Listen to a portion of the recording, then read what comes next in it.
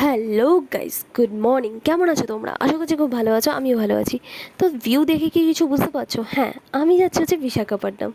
তো যেখানে আমি 3.5 ইয়ার্স কাটিয়েছি, মানে পড়াশোনা করেছি নার্সিং।